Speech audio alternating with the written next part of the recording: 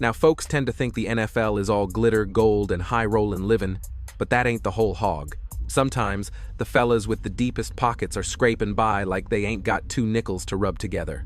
Why, just last spring, Christian Wilkins was standing at the chalkboard substitute teaching in a handful of Oconee County schoolhouses. You got yarns stretching from Wilkins, who keeps a first-round fortune tucked away while flying coach, all the way to Rob Gronkowski, who piled up $70 million in contract cash without spending a solitary dime of it. Old Gronk played his cards mighty smart too, never laying a finger on a single red cent of his pay and wages. These gridiron giants could have bought the moon and stars, yet they chose to live humble as pie. Christian Wilkins is one of them rare birds whose way of living don't match the heavy weight of his bank balance. On the books, Wilkins is wealthy as all get out, a former first-round pick sitting on millions of dollars from playing ball. But if you caught a glimpse of his daily grind, you wouldn't reckon he had two dimes to rub together. Long before the big bucks rolled in, Wilkins swore up and down that riches wouldn't change his stripes. That boy's head was on straight from the get-go. He came up in Springfield, Massachusetts, the baby of 8 young'uns in a house where money was tighter than a new pair of boots. That hard living taught him the value of every single buck. Even when he was tearing it up as a defensive tackle at Clemson, Wilkins refused to get caught up in the highfalutin lifestyle most college athletes dream about. Instead of blowing his cash, he was swerving it away for a rainy day. While his buddies were painting the town red, Wilkins was finding ways to pinch pennies, hanging round the football facility just to snag free grub and keep his electric bill low. His tightwad ways became the stuff of legend. The locker room boys used to rib him about making his own lemonade at supper, shaking sugar packets into water and squeezing lemons just so he wouldn't have to pay for a drink. He wore free Clemson duds till they fell off, biked to class instead of driving, and in his last year, he even took up substitute teaching for $80 a day, saving every lick of it. By the time he hit the big leagues, Wilkins had already stashed away roughly $15,000 just by watching his pennies. When he got picked in the first round of the 2019 NFL Draft and started raking in millions, he didn't change his tune one bit. Even with nearly $4 million coming in every season and a fifth-year option worth over $10 million, Wilkins kept living low on the hog, or low maintenance as he calls it. He ain't collecting fancy rides, don't own no sprawling mansions, and don't care a hoot for designer labels. Folks even seen him flying cheap outfits like Frontier, picking savings over a soft seat. Now, if you want a real head-scratcher, Rob Gronkowski is about the shockingest example of a filthy rich player living like he's bust. To look at him, you'd think Gronk was the last fella on God's green earth to worry about a budget. He built a reputation bigger than a Texas sunset as a party animal and a beast of a tight end, catching touchdowns from Tom Brady and winning rings with the Patriots and Buccaneers. Over an 11-year run, that boy hauled in more than $70 million just from his contracts alone. But despite that mountain of cash, he's sworn time and again that he never spent a solitary dollar of his football pay. Gronk decided early on to live solely off his endorsement deals. Shooting every game check straight into the bank was his way of protecting his own hide. Being a second-round pick, Gronk knew that football money can dry up faster than a creek in August. Injuries and cuts are part of the game, especially when you're banging heads as a tight end. Early on, he bunked with a roommate, drove modest wheels, and didn't puff up his lifestyle just because his wallet got fat. He bought his first ride and roof with a $50,000 bonus from his agent, leaving his NFL checks untouched. Even when his star rose and the contract swelled, he kept things simple. Gronk admits he'll wear the same jeans and boots till they fall apart, sticking with comfort over fancy brands. While other cats were buying palaces and foreign cars, Gronk was focused on keeping his overhead lower than a snake's belly. It wasn't about punishing himself, it was about freedom. Gronk wanted to know that if the game ended tomorrow, he'd be sitting pretty for the rest of his days. Then there's Kirk Cousins, the clear-cut poster child for a rich player who lives nothing like a celebrity. On paper, Cousins is one of the highest-paid gunslingers the league has ever seen. He's raked in hundreds of millions of dollars, including a fully guaranteed $84 million deal with Minnesota and a monster $180 million contract with Atlanta. Yet for all that treasure, Cousins lives more like a careful schoolteacher than a famous athlete. His penny-pinching ways have trailed him since he got drafted in the 4th round back in 2012, never assuming that Gravy Train would run forever.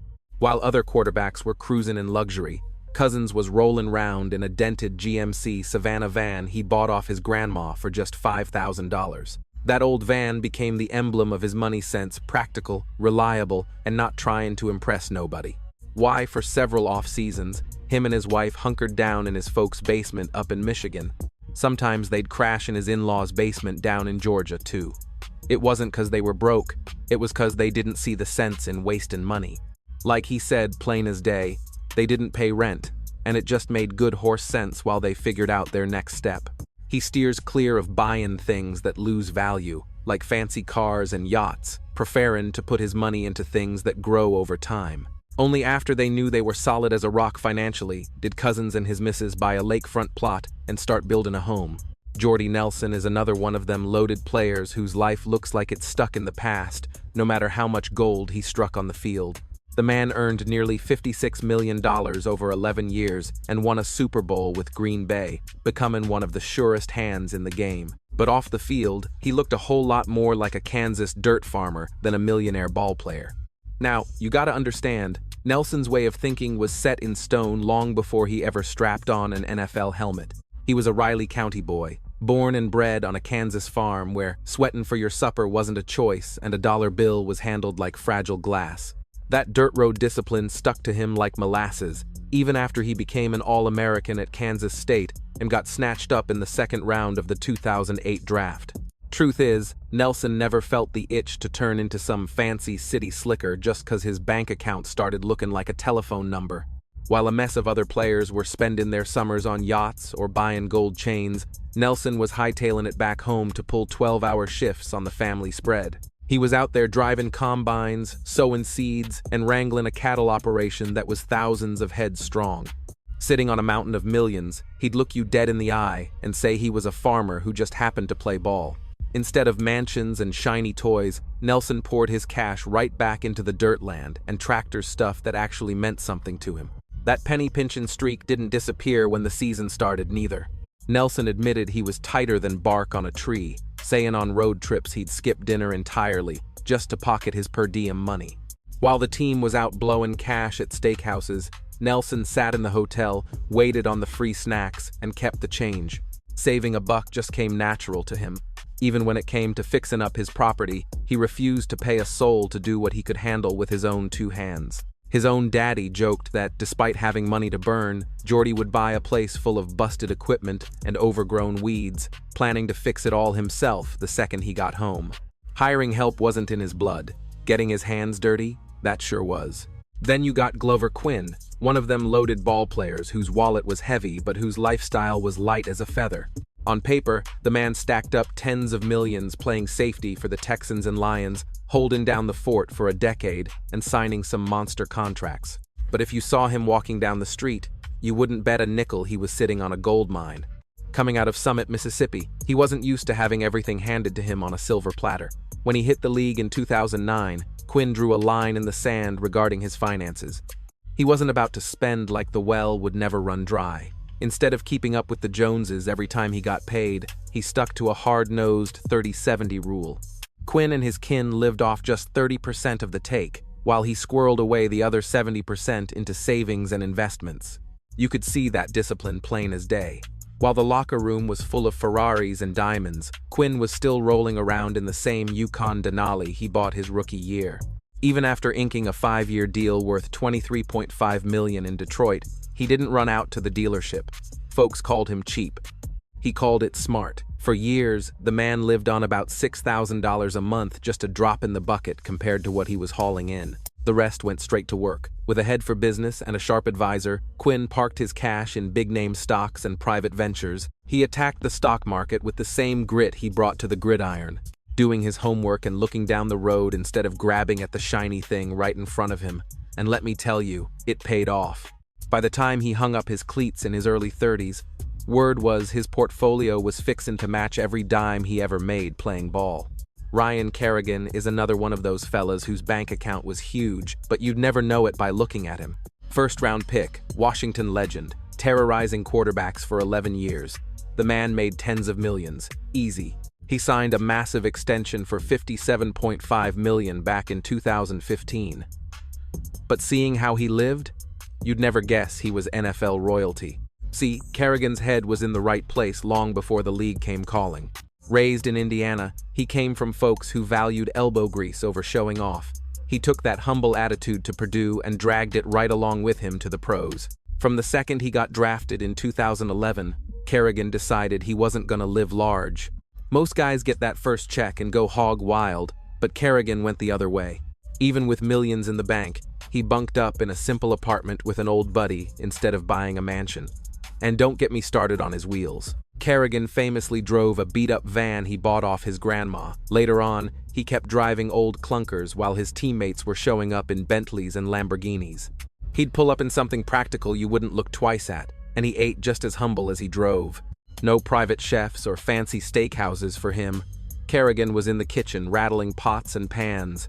When he did treat himself, it wasn't caviar. A big night out for him was grabbing a burrito at Chipotle. Then there's Darius Hayward-Bay, a man whose wallet was fat, but whose ego stayed skinny. 7th overall pick in 2009, drafted by the Raiders, making tens of millions. On paper, he was a superstar. But off the field, he didn't look the part. He learned early that money has wings, and he built a fortress to keep his from flying away. Hayward-Bay's mama raised him right, and that shaped his whole outlook. He didn't grow up with a silver spoon, so he learned the value of a dollar fast. But his ace in the hole was his mama, Vivian, a certified accountant. From day one in the league, she was the quarterback of his finances. He didn't have free reign over the vault. He put himself on a strict allowance, tracked every dime, and read financial reports like they were playbooks. While the young bucks were blowing cash on bling and castles, Hayward-Bay pump-faked and went the other way. He kept it simple. No flash, no trash, just living comfortable without needing to impress a soul. Now, the real kicker, showing just how tight he held onto a dollar, was cutting off his cable TV every time football season rolled around, seeing as he wasn't home enough to watch it. Most folks with millions in the bank wouldn't bat an eye at that bill, but to Hayward-Bay, that was just pouring money down the drain. Even though he raked in an estimated $35 million throughout his playing days, he kept his belt tight and lived way below his pay grade. He never was one for the glitz and glamour, admitting he'd often tell himself no even when he had plenty of greenbacks to say yes. Then you got Chad Johnson, one of the most famous names in the league, who deliberately chose to live like a pauper despite having pockets deep enough to touch his ankles. The man was a 6-time Pro Bowler, a receiving machine back in the 2000s, and walked away with nearly $49 million after 11 years on the field. With a bankroll like that, you'd reckon he'd be living high on the hog with big mansions, fast cars, and the finest things in life. But Ochocinco? He went the complete opposite direction, turning his nose up at that spend-happy culture rookie players usually dive into head first. Instead of renting a penthouse or buying a big ol' house, he spent his first 2 seasons literally bunking inside the Bengals stadium. And why not? The place had everything a fella needs: hot showers, a cafeteria full of grub, a couch, TVs, and even video games. In his book, paying rent was just nonsense, and even when he finally moved out, he crashed with kinfolk for years instead of splurging on a luxury pad. His penny pinching didn't stop at the front door. While other cats were flashing diamond chains, Johnson proudly told folks his jewelry was as fake as a $3 bill. He'd grab cubic zirconia from mall spots like Claire's, figuring under those bright stadium lights, nobody could tell the difference anyhow. Same story with his wardrobe. He wore bargain bin brands, bought knockoff sneakers, and never felt the need to dress like he owned the bank. When it came to travel and chow, he kept that same broke mindset strictly in place. He could have flown private jets, but Johnson was hopping on budget flights like Spirit, just happy to snag an exit row, and dining on McDonald's like he was still a kid. To his way of thinking, blowing more cash didn't mean he was going to enjoy life any better.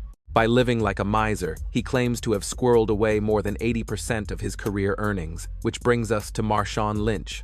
Now, on paper, Lynch is a wealthy man, a Super Bowl champ, and a legend who ran through defenses like a hot knife through butter. Over 12 years, Lynch pulled in close to $50 million just from his contracts, and that ain't even counting the endorsement deals. But ask anyone in his inner circle, and they'll tell you the same truth. Marshawn Lynch lives like his wallet is empty. Growing up tough in Oakland, he saw how quick money burns and how often talented ball players end up busted once the cheering stops. So when he made the league, He made a hard-nosed decision. He wasn't going to touch a single dime of his football salary. Instead of balling out with his game checks, Lynch banked nearly every dollar from the NFL and lived entirely off his sponsorship money. Most players see endorsements as fun money, but Lynch flipped the script, letting Skittles and Nike pay the light bill while his salary sat gathering interest. By the time he hung up his cleats, word is he'd stashed away well over $40 million just from football. Despite sitting on a gold mine, his daily habits were famously cheap. His buddies joke that he's always hunting for the bargain meal, turning down fancy dinners to order the cheapest thing on the menu. His cousin, Mr. Fab, said Lynch will hem and haw over $5, debating the price difference like it's a life or death decision, and he steers clear of flashy toys. Over the years, folks have spotted him driving modest rides, old beaters, and even a simple Toyota Prius. He even cracked a joke once about driving that Prius for Uber when he got bored. But make no mistake, he wasn't just hoarding cash, he was investing, eventually buying a piece of the Seattle Kraken. He put his money into sports teams and businesses, building a legacy that'll last a whole lot longer than his playing days. He's known for giving it straight to the young bucks, telling them to take care of y'all's chicken and quit trying to impress folks who won't be there when the well runs dry. Then there's Ryan Broyles, one of those rare birds whose bank account could make your head spin, yet keeps his boots firmly on the ground. Statistically, Broyles is a rich man, a record-breaking receiver from Oklahoma who got picked up by the Detroit Lions back in 2012. He earned over $3.6 million in contracts, with a guaranteed chunk of more than $1.4 million. But if you saw him walking down the street, you'd never guess he had two nickels to rub together, because he decided early on that money wasn't going to change him. He figured his NFL pay was for his future, not for fancy living, a lesson he learned growing up in Norman and from a financial wizard he met as a rookie. The advice was simple as pie. Figure out what you need to survive, set a budget, and invest every penny left over. Broyles took that to heart, setting a strict budget with his wife, Mary Beth, of about $60,000 a year for absolutely everything. Every other cent from his salary and endorsements went straight into investments and real estate, locking down a secure future. Even while the millions were rolling in, his daily life was humble as can be. He was driving a 2005 Chevy Trailblazer from his college days and a Mazda 3, and when it came time to move, he rented a U-Haul and did the heavy lifting himself. They didn't splurge on entertainment neither, skipping the cable bill for Netflix and treating restaurant meals like a rare luxury. Even their vacations were planned on a dime, using coupons and Groupon to stretch $1 as far as it would go. Over in Big D, his spread was cozy as a warm hearth, but strictly business. He didn't go in for the glitz and glamour, keeping things useful as a pocket knife. He dove into the money game head first, watching his dollars like a hawk, studying the playbooks of the heavy hitters, and squeezing every last drop out of that NFL 401k match. That horse sense saved his hide when the injuries cut his playing days short. He just shifted gears, smooth as silk, into real estate, riding on the back of those smart investments he'd made. These days, his fortune is growing tall as a Texas pine, leaving him free to tend to his kin and give back to the folks without the wolf of poverty howling at his door.